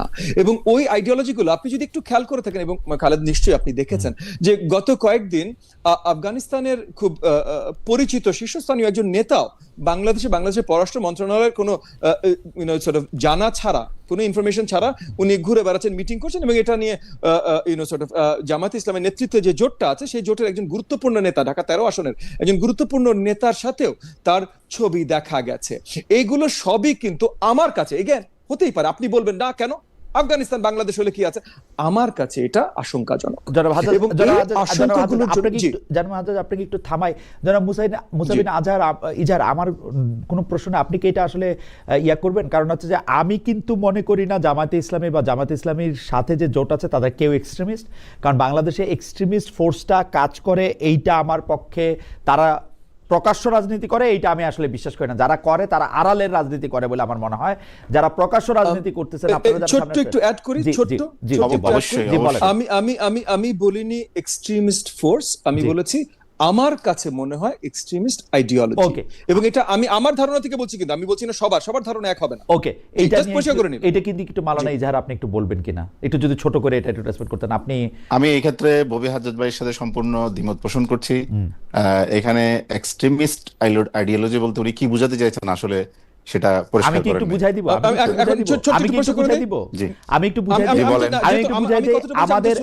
আমি বলছি লিবারেল ডেমোক্রেসি থেকে ভিন্ন। এখানে হয়তো এক্সট্রিম শব্দটা অন্য কেউ ব্যবহার করবেন, এজন্য আমি কিন্তু পরিষ্কার করছি আমি একটু চেষ্টা করি, কারণ ববি হাজত একটু একাডেমিক জায়গা থেকে হয়তো একটু বলছেন, আমি একটু সাধারণ মানুষের জায়গা থেকে বলি। আমি আপনাকে বলি, বাংলাদেশ ইসলামী ছাত্র শিবিরের মনোনীত, যেটা জামাত ইসলামের সহযোগী সংগঠন বলে আমরা জানি, তাদের পক্ষ থেকে যারা বাংলাদেশের বিশ্ববিদ্যালয়গুলি লিড করেছেন, আমরা গত এক সপ্তাহে তাদেরকে কোনো একটা সংস্থা জ্বালিয়ে দেওয়ার কথা বলতে শুনেছি প্রকাশ্যে, তারা এটা গোপনও করেন নাই। আরেকজনকে দেখছি উনি ছাপা হওয়া পদত্যাগপত্র নিয়ে ঘুরে বেড়াচ্ছেন, যে আপনি এই শিক্ষকতার সময় আপনি এই করেছেন, এখন এই পদত্যাগপত্র সাইন করেন, আপনি ক্লাস করতে হলে আমাকে জিজ্ঞেস করে করবেন। এগুলি আমাদের কাছে এক্সট্রিমিজম মনে হয়। আমাদের কাছে কোনগুলি এক্সট্রিমিজম মনে হয় সেগুলো আমি আবার বলি, যে যখন কোনো নারী নেতৃত্বের প্রতি কটাক্ষ করে, তাকে অসম্মান করে, নেতৃত্ব বা সাধারণ মানুষের প্রতি যখন কোনো কথা বলা হয়, তখন আমরা এটাগুলিকে এক্সট্রিমিজম মনে করি। আমি কিন্তু মনে করি, আবার বলি, আমি কিন্তু মনে করি জামাত ইসলামী সহ আপনারা জোটরা এইটার সাথে নাই, যারা আছেন তারা আলাদা। কিন্তু আবার যখন দেখি ইসলামী ছাত্র শিবিরের ওই দুইজন আছে, আবার আমরা যখন দেখি যে জামাত ইসলামীর কেউ কেউ এরকম করে কথা বলেন, এত চিৎকার করে টকশোতে কথা বলেন, আপনাদের কথা বলতে এসে আমি আমি আমি আমি আমি আমি ভয় পেয়ে যাই। আমার কাছে মনে হয় যে বাপরে বাপরে, মানে টেলিভিশন দিয়েই একটা, তো এইটা সম্পর্কে আপনি একটু বলবেন কিনা? সরি আমি একটু লম্বা বলে ফেললাম। অবশ্যই। আসলে বিষয়টা যদি দায়িত্বশীল জায়গা থেকে আপনি যে কথাগুলি বললেন, এই কথাগুলি যদি দায়িত্বশীল জায়গা থেকে এসে থাকে তাহলে আমরা সেটাকে গ্রহণ করতে পারি বা সেটাকে আমরা ধরতে পারি। কিন্তু ছাত্র সংগঠনের কোন নেতা কি বললো না বললো সেটাকে দিয়ে যদি আপনি পুরা জোটটাকে মাপেন, একটা পুরো দলকে যদি মাপেন, তাহলে তো সেটা সেই দলের সাথে না, ওর বা কোনো সেই জোটের শাস্তি, ওর সাথে কোনো অন্যায় করা শাস্তি হয় হবে। নাই তো, ও তো আরো আরামেই আছে। ওকে তো আর কয়দিন পরে প্রমোশন দিয়া সেটা মজলিসে সুরা বানায় আপনি ফেলবে। যাদের আপনি যার কথা বলছেন সেটা ছাত্র শিবিরের বিষয়। জি, ছাত্র শিবির তো আর আমাদের জোটের অংশীদার না বা এই জোটের অংশ না। সুতরাং আমি মনে করি আর এক্সট্রিমিজম এই শব্দটা আসলে আপনি যেভাবে বললেন যে সাধারণ মানুষ যেটা সেটাকে যেভাবে নেয়, এটা কিন্তু ভালো অর্থে নেয় না। সুতরাং আমি মনে করি যে এই ধরনের শব্দগুলো পরিহার করা দরকার। এবং আর আমার ভাই ববি হাজ্জাজ ভাই যে কথাটা বললেন যে আফগানিস্তানের কোনো সরকারি কোনো প্রতিনিধি বাংলাদেশে এসেছেন, কারোর সাথে বৈঠক করেছেন, সেটা কে আমি যদি ভিন্ন দৃষ্টিকোণ থেকে দেখি, যে অন্য কোনো রাষ্ট্রের কেউ যদি এসে এই দেশে যদি এই ধরনের বৈঠক করেন, তাহলে আফগানিস্তানের কেউ যদি এসে বৈঠক করেন তাহলে সমস্যা না, কোথায়? সমস্যাটা কোথায়? তাদেরকে তো মাওলানা ইজার আমি পুরো বলি, বিশ্ব স্বীকৃতি মাওলানা ইজার আমি সমস্যা আপনাকে আছে। বলি, সমস্যা আছে। কোন একটা দেশের সাথে যদি তার কূটনীতিক সম্পর্ক থাকে, যেমন তালেবান গভর্নমেন্টের সাথে বর্তমান পৃথিবীতে যত দেশ আছে, শুধু কূটনীতিক সম্পর্ক আমি দেখি ভারতের আছে। তালেবান পররাষ্ট্রমন্ত্রী ভারতে গেছেন, তাকে লাল গালিচা সংবর্ধনা দেওয়া হয়েছে। তালেবান পররাষ্ট্রমন্ত্রীকে কিন্তু ইসলামী অর্গানাইজেশন, মানে ওআইসি যারা আছে, আরব লীগ যারা আছে, বাংলাদেশ, মালয়েশিয়া, তাদের কেউ তাদের সাথে এরকম কোনো সম্পর্ক নাই। সেই জন্যই পররাষ্ট্র মন্ত্রণালয় বলতেছেন তাদের সাথে কিন্তু অফিসিয়াল সম্পর্ক নাই। আমি জনাব মামুনুল হককে জিজ্ঞেস করছিলাম, কিন্তু আপনি যে আফগানিস্তান গেছিলেন সেটা কি হয়ে গেছেন, উনি বলছেন যেহেতু সরাসরি সম্পর্ক নাই, উনি লন্ডনে গেছেন, লন্ডন থেকে আরেকটা এনজিওর মাধ্যমে সেখানে গেছেন। এইটা হচ্ছে সমস্যার জায়গা মাওলানা ইজার, আপনি যদি সমস্যাটা না বুঝতে পারেন। সরাসরি সম্পর্ক না থাকলে কি ওনারা বেসরকারিভাবে এই দেশে আসতে পারবেন না? সে আসতে পারবেন কিনা সেটা আপনি বলেন। মানে এটা ববি হাজ্জাজের দিকে আপনি প্রশ্নটা দিয়েন না, আপনি বলেন আসছেন, ভালো হয়েছে, আমার সাথেও দেখা হয়েছে, এটা ভালো, সেটা বললেই তো হয়। না, আসলে অসুবিধা কোথায়? আমি তো আপনাকে অসুবিধাটা বললাম, স্বাভাবিক কূটনীতিক সম্পর্ক নাই তো, স্বাভাবিক কূটনীতিক সম্পর্ক নাই তো, আছে শুধু ভারতের সঙ্গে। স্বাভাবিক কূটনৈতিক সম্পর্ক না থাকলেও কেউ আফগানিস্তানের বর্তমান সরকারের সাথে একমাত্র ভারতের সাথে স্বাভাবিক কূটনৈতিক সম্পর্ক আছে, পাকিস্তানের সাথে নাই, আমাদের সাথে নাই। না, কূটনৈতিক সম্পর্ক না থাকলেও যদি বেসরকারিভাবে কেউ যদি সফরে আসে, তাহলে সেটা আমাদের দেশের গভর্নমেন্ট যদি সেটাকে পারমিট করতো না। তো দেশের গভর্নমেন্ট যেহেতু পারমিট করেছে, তাই সেই কারণে গভর্নমেন্ট বলছে সে জানে না বলছে, সেটা আমি দেশের গভর্নমেন্ট কি কারণে বলছে জানি না। কিন্তু এটা উনি যে এসেছেন এখানে, উনি আসাটা, উনার কারোর সাথে কথা বলাটা, এটা কি আমাদের দেশের কোনো আইন বিরোধী হয়েছে? বিষয়টি আমার কাছে মনে হয় না, আমার কাছে মনে হয় না, আমার কাছে মনে হয় যে ঠিকই আছে, আপনাদের সঙ্গে কথা বলছে, ছবি তুলছে, আপনাদের সাথে বিভিন্ন বিষয় শেয়ার করছে, এটা আমার কাছে ঠিকই মনে হয়, আমার কাছে কোনো সমস্যা মনে হয় না। সমস্যা ববি হাজ্জাজের কাছে মনে হয়েছে, উনি এইটা একটা প্রশ্ন তুলেছেন। আপনি বললেন যে আসলে সমস্যা কোথায়, ঠিক আছে, আসলে সমস্যা নাই, এটা ইটস ওকে, ইটস ফাইন। আমার কাছে মনে হয় যে মানে আমাদের দৃষ্টিভঙ্গির বিষয়। আমরা কিছু কিছু দেশকে বা কিছু কিছু অঞ্চলকে আমরা ভিন্নভাবে ডিফাইন করতে চাই। আমরা না তো শুধু, আমরা পাকিস্তান, সৌদি আরব, আমরা না কিন্তু শুধু, আমি কারেকশন করি, আমরা পাকিস্তান, অনেকেই করেন না, অনেকে না, কিন্তু কেউ ভারত ছাড়া আফগানিস্তানের সাথে ওরকম, আমি জানি না, ববি হাজ্জাজ যেগুলির ব্যাপারে খুব আপডেটেড থাকেন, তিনি হয়তো বলতে পারবেন, কিন্তু আমি মাঝখানে একটু কথা বলে নিই। আমাদের একজন দর্শক, ওনার নাম হিজিবিজি 1947, উনি বলছেন, খালেদ ভাই, ইসলাম নিয়ে আপনার সমস্যা কোথায়? ইনশাল্লাহ আগামীর বাংলাদেশ চলবে শরিয়া আইনে। ভাই, আমার ইসলাম নিয়ে কোনো সমস্যা নাই, আমার কোনো কিছু নিয়ে কোনো সমস্যা নাই, গণতন্ত্র নিয়ে সমস্যা নাই, ইসলামের শরিয়া নিয়ে কোনো সমস্যা নাই। সেই জন্যই আমি জানতে চাই, আপনারা যদি শরিয়া আইনি দেশ চালান, আপনারা বলেন আপনারা শরিয়া আইনি দেশ চালাবেন। আমি আসলেই বলতেছি যে আমি গণতন্ত্রের প্রতি শ্রদ্ধাশীল। বেশিরভাগ মানুষ যদি আপনারা চান বাংলাদেশ শরিয়া আইনে চলুক, শরিয়া আইনে চলতে পারে, আমার কোনো সমস্যা নাই। কিন্তু আমি আসলে বেশরিয়তি কোনো কিছু দেখি না। আমি কিন্তু বেশরিয়তি, মানে আমি সেই জন্যই মাওলানা ইজারকে প্রশ্ন করেছিলাম যে আপনি কি এখন কোরআন সুন্নাহ বিরোধী কোনো আইন এই মুহূর্তে দেখেন? আমি দেখি না, কিন্তু এটা আমার জ্ঞানের স্বল্পতা হতে পারে। আমরা জনাব ববি হাজ্জাজকে জানতে চাই যে, জনাব ববি হাজ্জাজ, আপনি মাওলানা ইজারের রেসপন্স দেখলেন যে তিনি বলছেন যে যদি থাকে, আসে, কথা বলে, তাহলে সমস্যাটা কোথায়? আপনি সমস্যাটা আমাদেরকে একটু বলবেন। তার আগে যদি আপনি আমাকে 20 সেকেন্ড সময় দেন, আমি দর্শকদের কাছে যেটা জানতে চেয়েছিলাম সেটা একটু বলি। দর্শকদের কাছে জানতে চেয়েছিলাম জামাত ইসলামীর সঙ্গে আদর্শ জনাব ববি হাজ্জাজ, আপনার কোথায় সমস্যা? যদি আফগানিস্তান থেকে একজন আসেন, তিনি যদি কারোর সাথে কথা বলেন, জি এটা এটা মানে এটা আপনার কি সমস্যা? দেখেন, জি নিশ্চয়ই। প্রথমত বাংলাদেশ রাষ্ট্র হিসেবে আফগানিস্তানের রাষ্ট্রের সাথে কি সম্পর্ক, এটা গুরুত্বপূর্ণ, যেটা আপনি উল্লেখ করেছেন ইতিমধ্যে। একই সাথে বাংলাদেশের পররাষ্ট্র মন্ত্রণালয় জানেন এই সফরটার সম্বন্ধে। আফগানিস্তানে উনি নর্মাল একজন সিটিজেন না ভাই, মানে আফগানিস্তানে একজন আলেম এসছেন, মামুনুল হক দেখা করেছেন, মুসা দেখা করেছেন, আমরা দেখা করেছি, ভিন্ন কথা। আলেম আসেননি, কিন্তু একজন স্টেটসম্যান এসেছেন।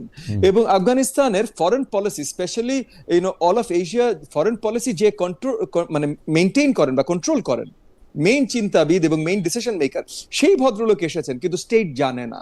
তো স্টেট টু স্টেট রিলেশনশিপ কি পার্সন টু স্টেট রিলেশনশিপে সর্ট অফ পরিণত হবে? এটা একটা বড় সমস্যা। দ্বিতীয়, যদি সমস্যা না দেখে এটা কি প্র্যাকটিক্যালি পসিবল? সরকার না জানলে কি এটা, জনাব ইজহার একদম, জনাব ইজহারের সাথে আমি একদম একমত, সরকারের না জানে কি এটা আসা সম্ভব? মানে আমরা গেলেও তো সরকার জানে। সরকার বলেছে। আচ্ছা, দ্বিতীয় জিনিস আসে, না ভাই, আপনি অনেক কিছু মনে করতে পারেন, এগোন, কারোর ফিলিংস হার্ট না করে আমি বলতে চেষ্টা করছি, আমরা সবাই ভিন্ন জিনিস চাই, ভিন্ন জিনিস মনে করি। বাট বাংলাদেশ আফগানিস্তান হোক না ভাই, আমি এটা চাই না। আমি যতদিন রাজনীতি বা যে কোনো কিছুর সাথে জড়িত থাকব, বাংলাদেশ আফগানিস্তান হোক, এইটা থামানোর জন্য যা কিছু করতে হয় ভাই, এটা শুধু মার্কা না, যা কিছু করতে হয় আমি করব। এবং আমি এই জোট সম্বন্ধে একটা কথা বলি, এই যে খালেদ আপনি বললেন যে নারীদের মর্যাদা এন্ড হোয়াট নট, এই জোটে জেএসডি রব যুক্ত হয়েছে। জেএসডি রবের নেতৃত্ব এখন দিচ্ছেন তানিয়া রব, ম্যাডাম তানিয়া ভাবি দিচ্ছেন। উনি একজন নারী। কয়টা মিটিং এ উনাকে দেখেছেন? এবং এই যে জোটটা তৈরি হয়েছে, এগেন আমি মুসার কথা বলছি না, উনি অত্যন্ত ভদ্র একজন মানুষ, এগেন, কিন্তু আমি জোট হিসেবে কথা বলছি। এবং এই জোটে এনসিপি আছে, আমার আরেকজন অত্যন্ত শ্রদ্ধেয় ব্যক্তি, কিন্তু ববি হাজ্জাজ, আমি উইথ ডিউ রেসপেক্ট, আমি মাঝখানে একটু কথা বলি, যেই কথা উনারা বলতেছেন না, যেই কথা উনারা বলতেছেন না, আমি এই জায়গায় মিটিং এ যদি এই যে অন্য অনেকগুলো দল আছে, তারা বসবেন না যদি তানিয়া রব যান, কিন্তু তানিয়া রবের দল এই জোটে আছে। সো আপনি যখনই বলবেন যে নারীর প্রতি শ্রদ্ধা বা কেমন বাংলাদেশ দেখতে চান বা কি দেখতে চান, তখন আমার এটা নিয়ে সমস্যা আছে। আমি মুসার কাছে ক্ষমা চেয়ে নিচ্ছি, আমি এক্সট্রিমিস্ট বলেছি, আমি এটাও ক্ষমা চেয়ে নিচ্ছি।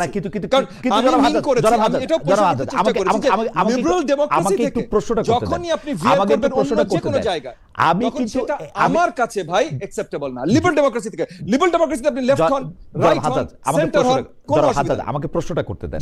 জি, যেখানে জনাব মুসা বিন ইজহার এখানে উপস্থিতি আসেন, জামাতে ইসলামের অন্যান্য নেতৃবৃন্দকে আমরা শুনছি, তারা বলতেছেন না কিন্তু একবারের জন্য তারা এটা আফগানিস্তান বানাবেন। আপনি কেন বলতেছেন যে তারা আফগানিস্তান বানাবেন? আফগানিস্তানের সাথে ওনলি বিকজ তারা আফগানিস্তানের সম্বন্ধে কথা বলছেন, তারা অন্তত আমি ববি হাজ্জাজ ভাইয়ের এই কথাটাকে আমি অন্তত ইউরোপিয়ান আমেরিকান বহু লোকের সাথে উনারা কথা বলেন, তারা তো দেশটা ইউরোপ আমেরিকাও বানাতে চায় না। আপনি আফগানিস্তানের নেতা নিয়ে কথা বললেন, প্লাস যেই নেতার সাথে ছবি এসেছে সেই নেতার বক্তব্য আছে,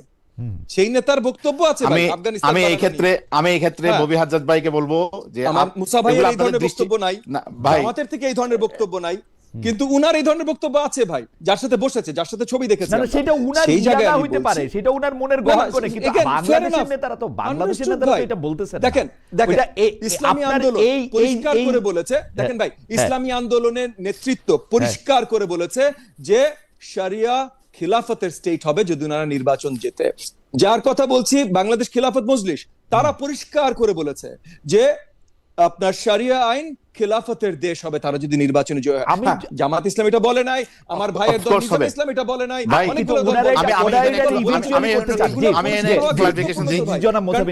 একটা ভয় আছে লিবারেল ডেমোক্রেসি থেকে এখানে আমার ভাই ববি হাজ্জাজ ভাই মানে কাউকে কারোর বিরুদ্ধে কথা বলছেন কিছু না, আমার ভয় আমি ব্যক্ত করছি। একটু মুসা বিন ইজহারকে কথা বলতে দেন।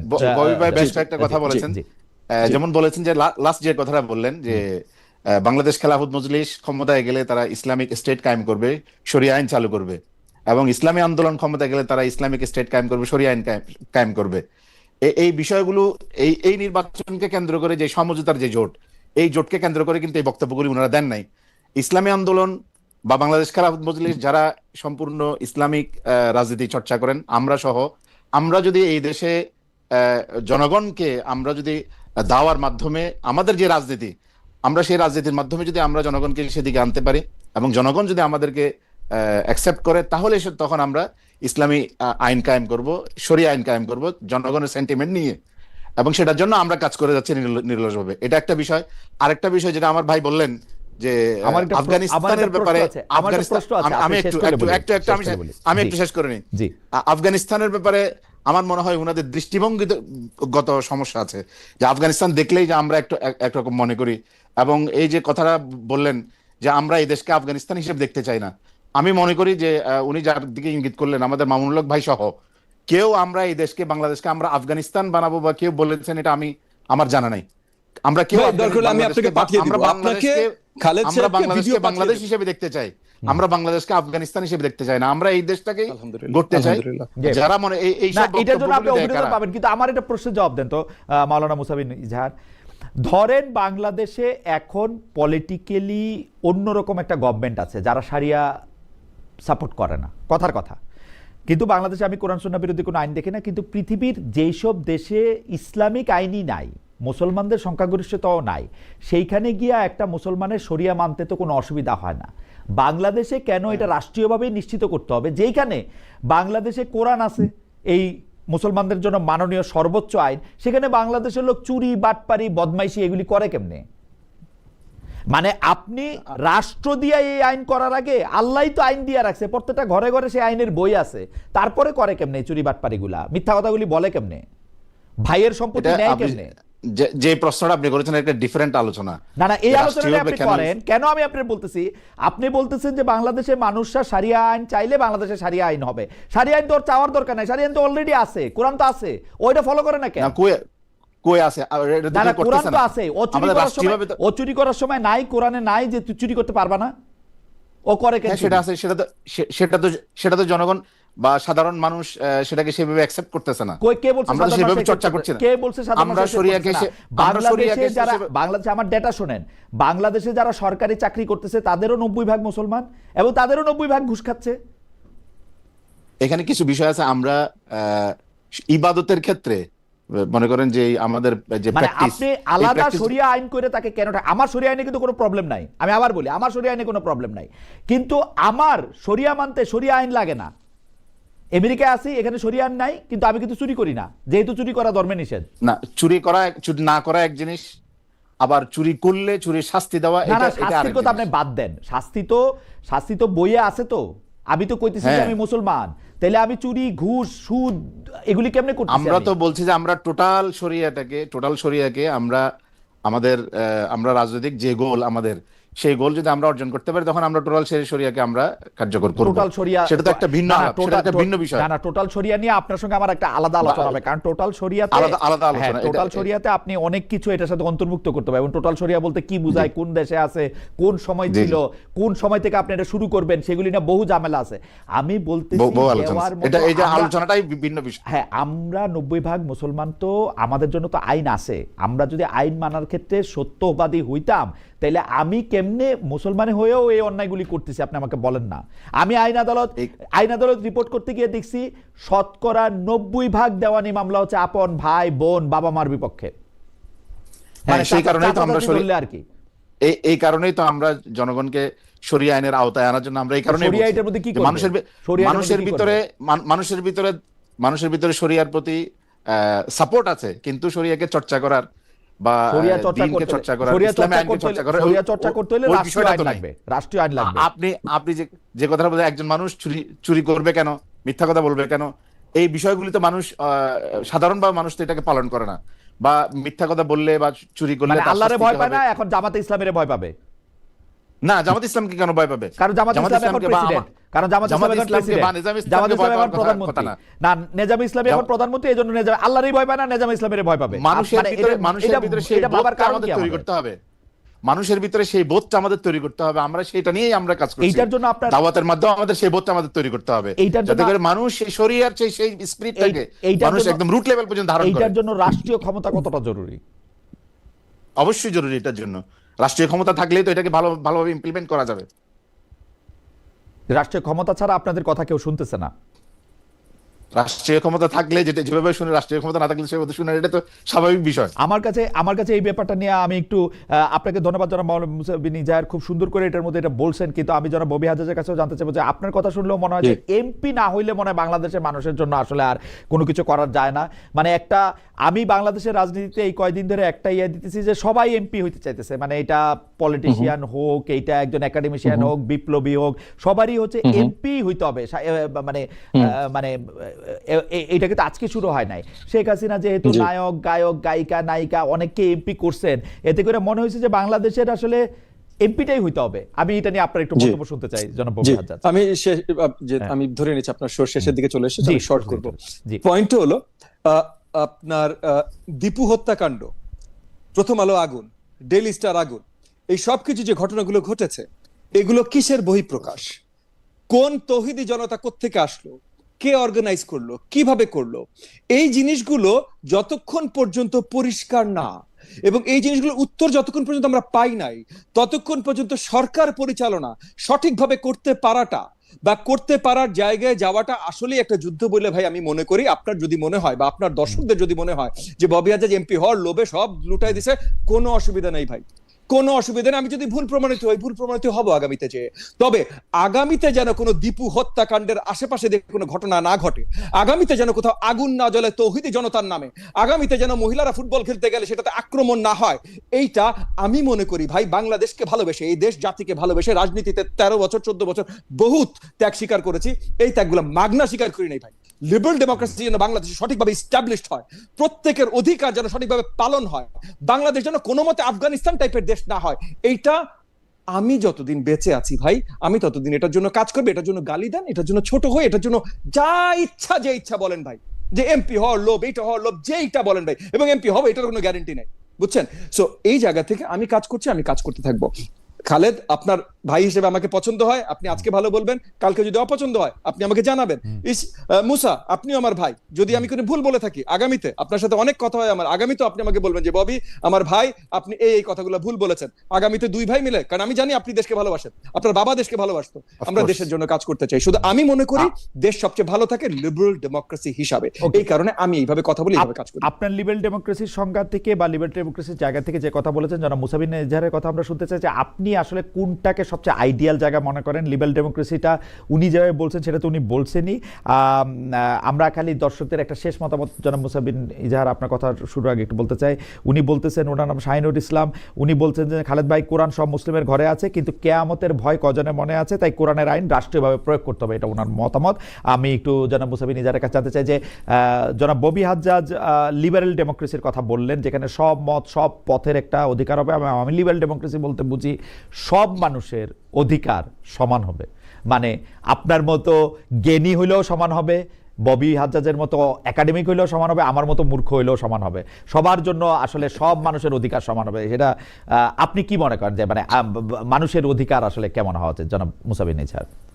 জি, প্রথম কথা হলো যে মানুষের অধিকার নিশ্চিত করার জন্যই তো ইসলাম এসেছে। মানে সমান অধিকার কিনা, সমান অধিকার সবচেয়ে বেশি ন্যায্য অধিকার দিয়েছে ইসলাম সবাইকে। আচ্ছা। যার যে অধিকার হওয়া উচিত ইসলাম সেই অধিকারটা দিয়েছে।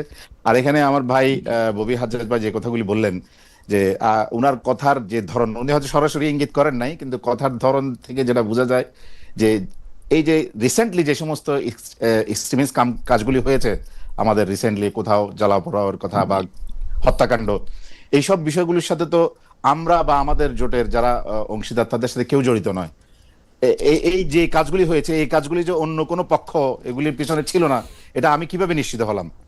যে ইসলামের নাম দিয়ে বা তৌহিদি জনতার নাম দিয়ে এখানে তো যারা ইসলামকে পছন্দ করে না, এই ধরনের কোনো শক্তি এটার পিছনে থাকতে পারে। আমরা মনে করি এই সমস্ত কাজগুলি দেশের বিরুদ্ধে অস্থিতিশীলতা তৈরি করে, দেশের বিরুদ্ধে একটা ষড়যন্ত্র। আমরা যারা ইসলাম চর্চা করি বা ইসলামী রাজনীতি করি, আমরাও এই দেশের জনগণের বিরুদ্ধে বা যারা সহিংসতার যে রাজনীতি, সে রাজনীতিকে আমরা সমর্থন করি না। আমরা চাই যে এই দেশের সকল মানুষ তাদের অধিকার সঠিকভাবে তারা চর্চা করবে, ভোগ করবে। এবং এই কারণেই আপনি দেখেছেন যে কিছুদিন আগে যখন বাংলাদেশে বিভিন্ন মন্দিরগুলিতে হামলা হয়েছে, সেখানে এই দেশের যারা ওলামায়ে কেরাম বা ইসলামপন্থী জনতা, তারাই সর্বপ্রথম বিভিন্ন মন্দিরগুলিকে প্রটেক্ট করার জন্য তারা সামনের সারিতে এসেছিল। সুতরাং আমরা এদেশে সকল জনগণ, সকল ধর্মের, সকল মতের, সকল জনগণের সমান অধিকার এবং ইনসাফ ভিত্তিক ন্যায্য অধিকার প্রতিষ্ঠা করার জন্য আমরা এই কথা বলি। আপনি যেটাকে লিবারেল ডেমোক্রেসি হিসেবে ব্যাখ্যা করছেন, আমরা মনে করি যে তার চেয়েও বেশি ইসলাম যেই অধিকার দিয়েছে, ন্যায্য অধিকার দিয়েছে, সেটাই মানুষের জন্য সবচেয়ে বেশি কল্যাণকর এবং উপকারী। আমরা সেটাকেই বাস্তবায়ন করতে চাই। আর ইসলামিক ফোর্স হলেই যে এখানে সহিংসতার দিকে যাবে বা এক্সট্রিমিজমের দিকে যাবে, এই যে চিন্তা আমাদের, বা অমুক রাষ্ট্র এরকম করেছে, আমরা যে সেটাকে চিন্তা করি বা ডিফাইন করি, এই চিন্তা থেকে, দৃষ্টিভঙ্গি থেকে আমাদের বের হয়ে আসতে হবে। আমি একটু বোঝার জন্য, যারা মুসা বিন ইজাহার, আপনি বলার পরে যদি সময় থাকে আমরা ববি থেকে একটু শুনবো। যেমন ধরেন আপনি ইমপ্লিমেন্টেশনের কথা বলতেছেন, আমাদের দর্শকরা এটা বলতেছেন যে ভাই আপনি তো কোরআন হাদিস কিছু পড়েন না, আপনি তো কিছু জানেন না, আপনি তো মূর্খ, সেজন্য আপনি এগুলি বলতেছেন। কিন্তু আমার প্রশ্ন কিন্তু সরল। যেমন ধরেন আল্লাহ কোরআনে শুকর খাওয়া হারাম বলছেন, এই শুকর খাওয়া হারাম দেখার জন্য কিন্তু পুলিশের দরকার নাই। আমরা শুকর কেউ আমাদেরকে ভুলে খাওয়ায় ফেলে, গলায় আঙ্গুল দিয়ে বমি করে ফেলি। কোন একটা জায়গায় শুকর আছে দেখে 3 দিন আপেল খায় থাকি, কথার কথা বলতেছি, প্র্যাকটিসিং মুসলমানরা। ওইটার জন্য কিন্তু পুলিশ দরকার নাই। তো আল্লাহ যখন কইলো চুরি করা হারাম, আল্লাহ যখন কইলো ঘুষ খাওয়া খারাপ, আল্লাহ যখন কইলো সুদ খাওয়া হারাম, তখন এটার জন্য পুলিশ লাগবে কেন? এইটা ইমপ্লিমেন্টেশন করতে রাষ্ট্রীয় আইন কেন লাগবে? এইটা ইমপ্লিমেন্টেশন করতে আমার বই কেন যথেষ্ট না? আপনি কি এইটা আমাকে একটু বলবেন? মানে আমার শুকর খাওয়া হারাম, এইটা তো আপনি আমার পুলিশ দিয়ে দেখেন না, তো আমাকে দেখেন। আপনি তো এই বোধটা জনগণকে দিতে পারেন নাই, এই শিক্ষাটা জনগণকে দিতে পারেন নাই। কারণ আমাদের শিক্ষা ব্যবস্থাটা তো, আপনি যেই চেতনার কথা বলতেছেন, সেই চেতনা তো আমাদের শিক্ষা ব্যবস্থা ধারণ করে না। এই জন্যই তো ক্ষমতায় যাওয়া দরকার, যে শিক্ষা ব্যবস্থার সংস্কার, জনগণের যে ব্যাপক শিক্ষা ব্যবস্থা দেখাতে পারবেন যে শিক্ষা ব্যবস্থার মধ্যে চুরি, দুর্নীতি, ভাইয়ের বাচ্চার সম্পত্তি, এতিমের সম্পত্তি, আমানতের খেয়ানত করার কথা বলা হয়েছে একটি শিক্ষায়? না, বলা হয় নাই, কিন্তু ইসলাম বা কোরআন যেভাবে সুন্দর করে উপস্থাপন করেছে, বা মানুষের ভিতরে ইসলামী শিক্ষার মাধ্যমে এই চেতনাটা, নৈতিকতাটা যেভাবে ভালোভাবে প্রসারিত হয়, সেটা তো অন্য শিক্ষা ব্যবস্থায় হয় না। এটা শুধু রাষ্ট্রীয় কাঠামোর মধ্যে আসলেই এটা ও শিখবে। ওরে এতবার করে বলা হয়েছে, এত অ্যাপ আছে, এত ও আর এটা শিখতেছে না। আপনি যেমন আপনি কোরআনের কথা বললেন, যে কোরআনের মধ্যে এইসব বিষয়গুলো আছে, এটা আমরা কোরআনে আছে কিন্তু আমরা ধারণ করি না কেন? কোরআনে এই বিষয়গুলো আছে, এটা কয়জন জানে? কয়জন কোরআন জানে? না, আমি জানি, আমি এটা মাওলানা ইজাহার, আমি আপনাকে এনশিওর করতেছি বাংলাদেশের সব মানুষ জানে যে ইসলামে চুরি করা মহাপাপ, ইসলামে ঘুষ খাওয়া মহাপাপ, বাংলাদেশের সব লোক জানে। এটা তো আপনি একটা জেনারেল কথা বললেন। না, আপনি একটা লোক যদি না জানে, আমি চ্যালেঞ্জ করলাম, একটা লোক যদি না জানে যে ইসলামে বোধহয় চুরি করা মহাপাপ না, একটা লোক যদি এটা জানে যে ইসলামে বোধহয় চুরি করতে এনকারেজ করা হয়েছে, না একটা খারাপ কাজ করতে এনকারেজ করেছে, সব মানুষ জানে, সব মানুষ জানে, সব ধর্ম না, ইসলামে পার্টিকুলারলি বলা হয়েছে, এটা বাংলাদেশের সব মানুষ জানে। না, শুধু একটা আপনি তো একটা বিষয়, শুধু একটা বিষয়কে বলতেছেন বা গণ একটা বিষয় বলছেন। সামগ্রিকভাবে এই মূল্যবোধটা তৈরি করার জন্য, জনগণের ভিতরে এই মূল্যবোধটা তৈরি করার জন্য শিক্ষা ব্যবস্থাটাও তো একটা গুরুত্বপূর্ণ ভূমিকা পালন করে। সেই সব কারণে শিক্ষা ব্যবস্থা সহ আমাদের যে সংস্কৃতি, সেই সংস্কৃতিটাকে মানুষের ভিতরে যে ন্যায়বোধ তৈরি করা, ইনসাফের যেই চেতনা, এটাকে তৈরি করার জন্য ইসলামী শিক্ষা এবং বা আমরা যেহেতু মাওলানা আজহারকে অনেকক্ষণ শুনলাম, আরো 2টা কমেন্ট পড়ি। একটা কমেন্টের মধ্যে